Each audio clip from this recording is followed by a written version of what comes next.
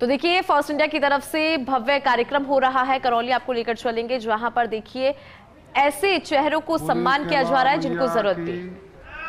बोलिए मदन मोहन जी महाराज की, बोलिए बालाजी महाराज की, बोलिए जगदीश धाम की। और कौन सो रहे हो?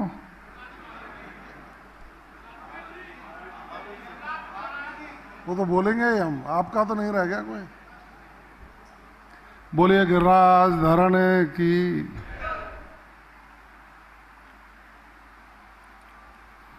आज का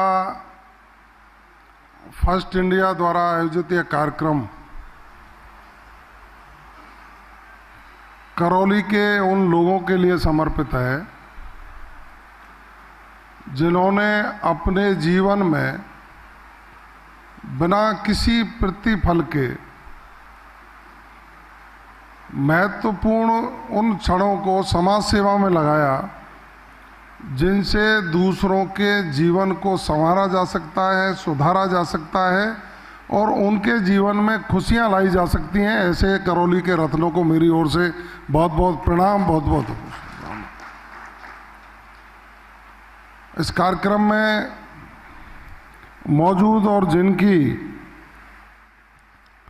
दूरगामी सोच के कारण इस तरह के कार्यक्रम आयोजित हो रहे हैं, फर्स्ट इंडिया के सीईओ बहुत ही एनर्जेटिक, अपने समय में अधिकारी रहे, आप आईएएस से रिटायर हैं, भाई पवन अरोड़ा जी हैं, वो रिटायर ही है, वॉलेंट्री हो चाहे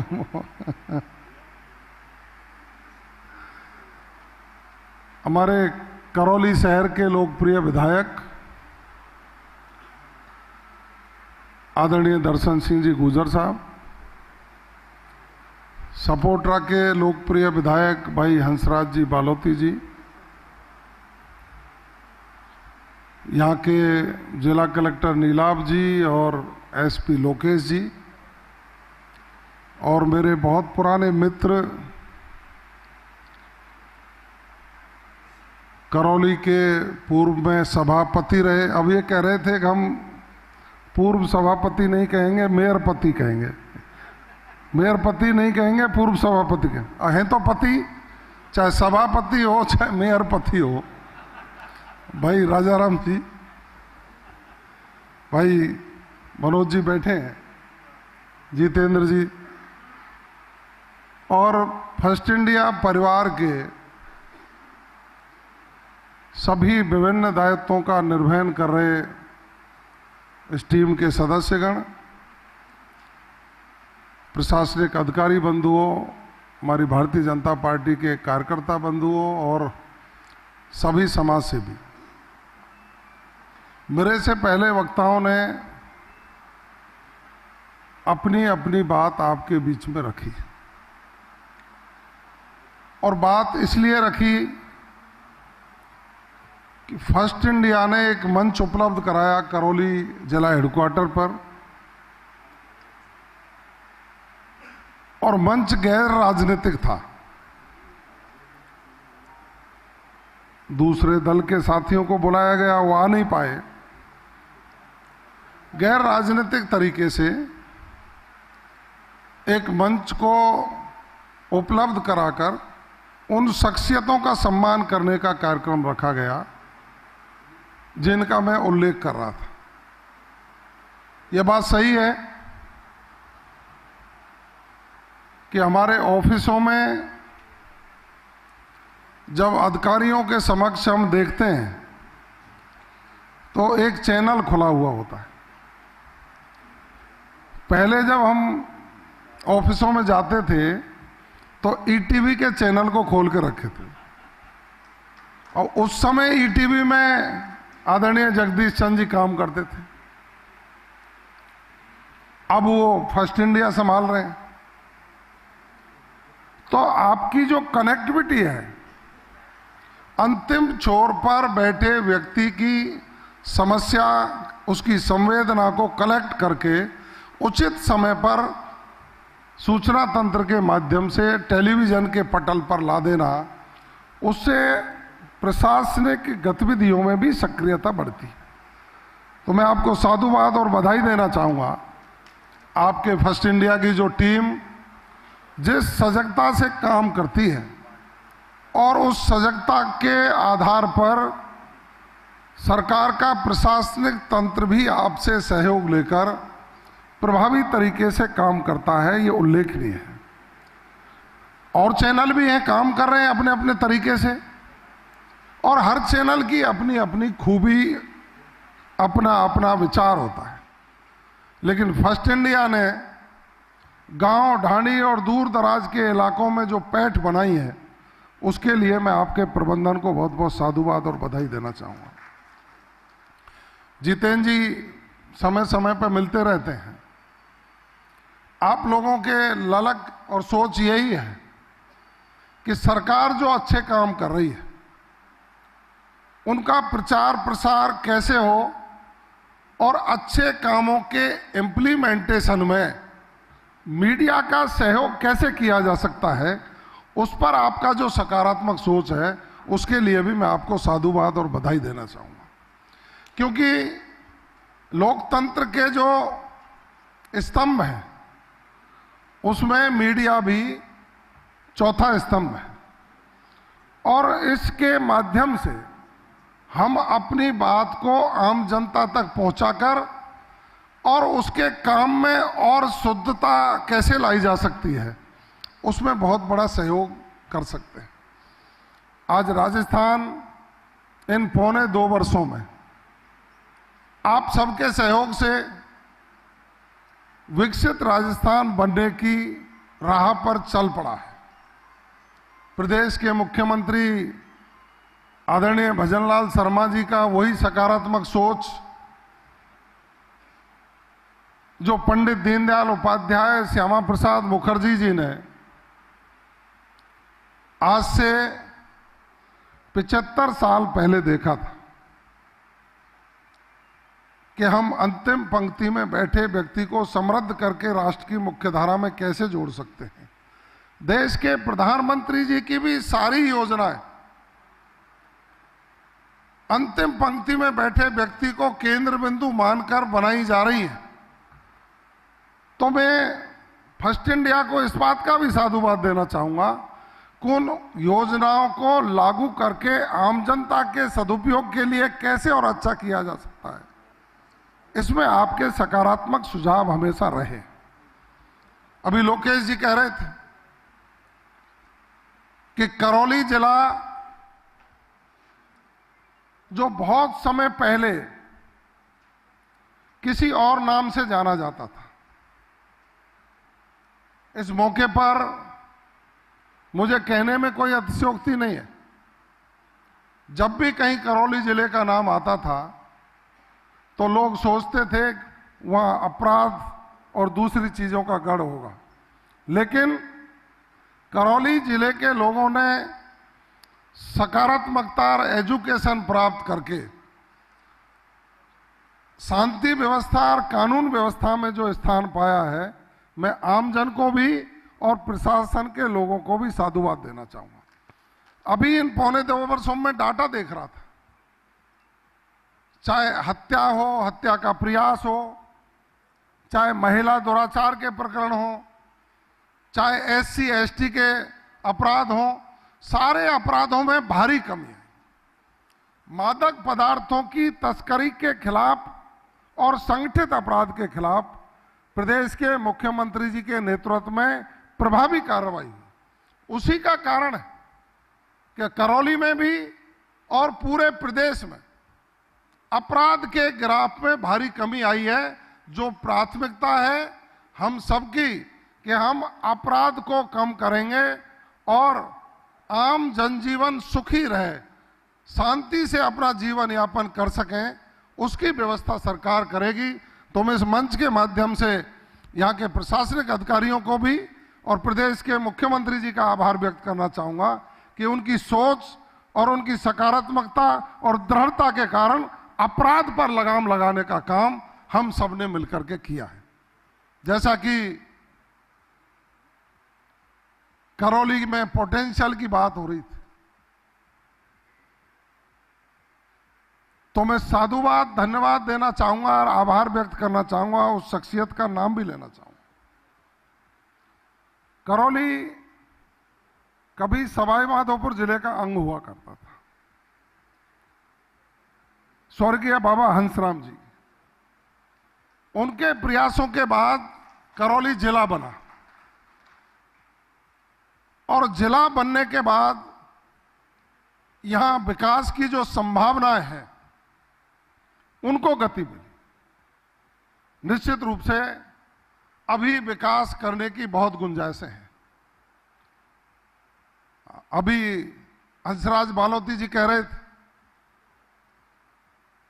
कि उस डांग के इलाके की चिंता या तो माननीय भैरव सिंह जी शेखावत साहब ने की थी, और उसके बाद यदि चिंता की है तो आदरणीय भजनलाल शर्मा जी ने की है कि उनकी दूरी को कम करके आवागमन के साधनों को कैसे और बढ़ाया जा सकता है।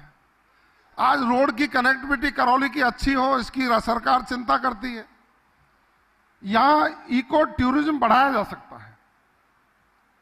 तो जब दर्शन सिंह जी ने बात रखी माननीय मुख्यमंत्री जी के समक्ष कि पांचना बांध को पर्यटक स्थल घोषित किया जाए, तो 1 मिनट नहीं लगी, उस पांचना बांध को पर्यटक स्थल भी घोषित किया है। और उसको विकसित कैसे किया जा सकता है जिससे टूरिस्ट वहां आ सके, लोगों को रोजगार बढ़ सके। कैला देवी का जो यहां मंदिर है, मदन मोहन जी का मंदिर है, बहुत प्रसिद्ध तीर्थ स्थल है, लोगों का आवागमन रहता है। तो जो हिंडौन से 4 लेन और करौली से कैला देवी तक इस सड़क का चौड़ाईकरण, उसके लिए भी बजटीय प्रावधान कर दिए गए हैं।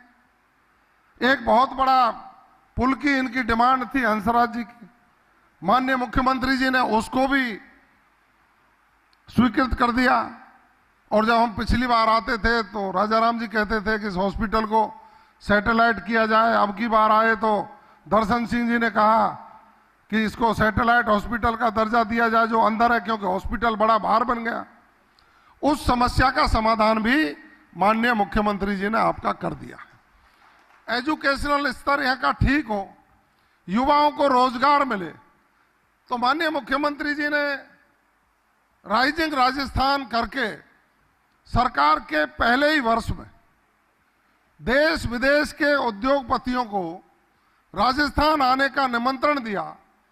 और हम धन्यवाद देना चाहते हैं उनको कि उनके नेतृत्व में 35 लाख करोड़ के एमओयू हुए। अब एमओयू तो पिछली सरकार में भी हुए थे, लेकिन उनके कार्यकाल में 12 लाख करोड़ के एमओयू हुए और धरातल पर आए 28,000 करोड़ के। माननीय मुख्यमंत्री जी के नेतृत्व में 35 लाख करोड़ के एमओयू हुए और साल भर के अंदर ही 9 लाख करोड़ के धरातल पर आ गए। हमें उम्मीद है कि हम उसमें ज्यादा से ज्यादा सफलता लेंगे। जब उद्योग स्थापित होगा तो यहाँ के युवा को रोजगार मिलेगा। और नया अभिनव प्रयोग किया कि हम हर जिले में, छोटा हो बड़ा हो, उस जिले में रहने वाले उद्योगपतियों से भी एमओयू करके उनको सहायता प्रदान करेंगे। तो मैं यहाँ आया था, नीलाभ जी ने आयोजन रखा था, हमारे यहाँ के उद्योगपतियों ने अपनी बात रखी है। हम सिंगल विंडो सिस्टम डेवलप करके उनकी सारी सुविधाओं का समाधान करने का प्रयास कर रहे हैं। ये माननीय मुख्यमंत्री की दूरगामी सोच है। तो मैं तो आप सबसे यही आग्रह करना चाहूंगा कि विकसित करौली बने और आप सबके जो भी सुझाव हो, मैंने पत्रकार बंधुओं को कहा था कि एक ग्रुप बना लो और मेरा नंबर उसमें डाल लो। पत्रकार बंधु भी हमको जब भी कोई सुझाव देते हैं, आम जनता का व्यक्ति कोई भी सुझाव देता है, हमारा प्रयास होता है हम सकारात्मक रूप से उन समस्या का समाधान करके आम आदमी को राहत देने का काम कर। अब ये माननीय भजनलाल जी की सरकार है कि आम किसान जिसको मदद की आवश्यकता है, तो माननीय देश के प्रधानमंत्री जी उनको 6,000 रुपए वार्षिक देते हैं। माननीय भजनलाल जी ने कहा 6,000 जब भारत सरकार देती है तो हम भी इसको बढ़ाएंगे। उसको 9,000 कर दिया और अगले साल फिर 1,000 बढ़ा देंगे। हम उसको 12,000 तक ले जाने की बात कर रहे हैं। आज हम सब लोग बैठे हैं, विश्वकर्मा योजना में हाथ के दस्तकार का रजिस्ट्रेशन करा करके उसको सरकारी सहायता दे सकते हैं। हम उसको 10,000 रुपये वेंडर को दे देते हैं, वो उसको लौटा देगा तो फिर 20,000 उसको दे देंगे, फिर लौटा देगा तो उसको 50,000 रुपये दे देंगे, फिर लौटा देगा तो उसको 1,00,000 रुपये दे देंगे। ऐसी सुविधा जो हमारा ठेली लगाता है, जो रेहड़ी का मजदूर है, उसको प्रधानमंत्री स्वनिधि योजना और माननीय मुख्यमंत्री जी के नाम से मुख्यमंत्री स्वनिधि योजना जो लागू की है, आप हम इसमें यदि सभी सहयोग करें तो हमारा रेहड़ी पटरी का जो मजदूर है, जिसको कहीं ब्याज वाले से पैसे लेने जाता है तो बड़े सूद में पैसे लेने को मजबूर होना पड़ता है, उससे छुटकारा देने के लिए बिना किसी गारंटी के मदद देने का निर्णय राजस्थान की और भारत की सरकार ने लिया है। हम सबको आगे आकर के उनकी मदद करनी चाहिए। आज गांव में बैठा व्यक्ति बिना छत के नहीं रहे, शहर में बैठा व्यक्ति बिना छत के नहीं रहे, उसके लिए प्रधानमंत्री आवास की योजना लागू करती। यानी कि जन्म लेने से अंतिम समय तक व्यक्ति के सहयोग के लिए भारत की और राजस्थान की सरकार खड़ी है। यदि आवश्यकता है तो उन योजनाओं का लाभ लेने की आवश्यकता है और उसमें आप जैसे जो महामनीषी हैं, जो परमार्थी हैं, जिन लोगों ने अपना जीवन दूसरों के लिए समर्पित कर रखा है, वो लोग बहुत बड़े सहयोगी हो सकते हैं और किसी दूसरे की जिंदगी बदलने का जो आपका सपना है उसको और अच्छे तरीके से आप सफल कर सकते हैं। इन्हीं शुभकामनाओं के साथ मैं आप सभी करौली वासियों को पुनः शुभकामनाएं देते हुए, धन्यवाद देते हुए, अभी एक डिमांड आई थी, राजा राम जी कह रहे थे कि जैसा पूंछरी का परिक्रमा मार्ग है, ऐसा करौली में भी परिक्रमा मार्ग बन जाए। मेरा कहना है आपको कि पिछले वर्ष आपको ध्यान हो तो जन्माष्टमी के अवसर पर प्रदेश के माननीय मुख्यमंत्री, अभी हमारे रवि कटारा जी बैठे हैं, भरतपुर के जो चीफ हैं, इन्होंने उसको कवर भी किया था। उन्होंने घोषणा की कि राजस्थान की सरकार कृष्ण गमन पथ की घोषणा करती है और वो करौली होकर के जाएगा। कहां होकर के जाएगा? रूट बता दूं, मथुरा से भरतपुर, भरतपुर से हिंडौन, हिंडौन से जगदीश धाम कैमरी और जगदीश धाम कैमरी से मदन मोहन जी और मदन मोहन जी से कैला देवी और कैला देवी से सवाई माधोपुर के लिए निकलेगा। उसकी डीपीआर भी बन गई है। उसमें भरतपुर के विजेंद्र बिहारी मंदिर जी पर पड़ाव रखा है और हिंडौन का हिरण्यकश्यप और प्रहलाद कुंड, उस पर भी पड़ाव रखा है और जगदीश धाम कैमरी जो जगदीश महाराज का मंदिर है वहां भी पड़ाव रखा है।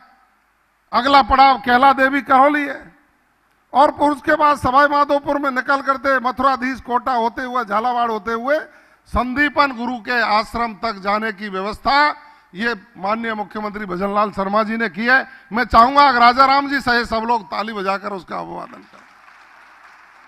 और परसों के दिन जब मेरी बात हो रही थी, ब्रज के साधु संत आने वाले हैं बहुत जल्दी, उन्होंने तारीफ की।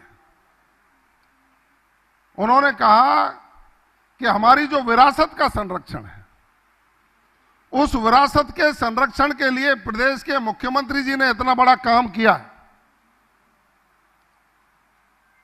कि भगवान श्री कृष्ण जब संदीपन गुरु के आश्रम में शिक्षा ग्रहण करने गए थे, दीक्षा ग्रहण करने गए थे, उस मार्ग को धार्मिक पर्यटन स्थल के रूप में, एक कॉरिडोर के रूप में उसको डेवलप किया जाएगा।